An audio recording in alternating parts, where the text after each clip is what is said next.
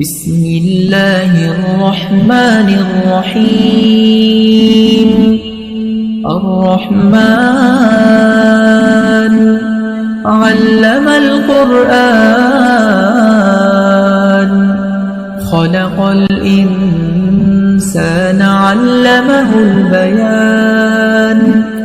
الشمس والقمر بحسبان،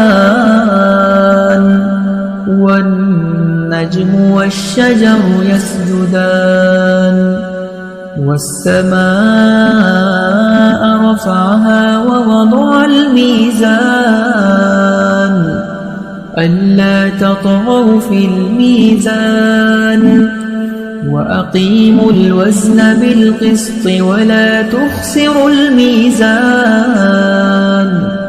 والأرض وضعها للأنام، فيها فاكهة والنخل ذات الأكمام.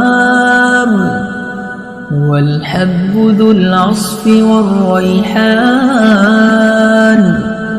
فبأي آلاء ربكما تكذبان؟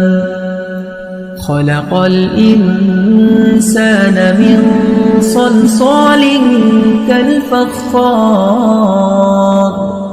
وخلق الجان من مارج من نار.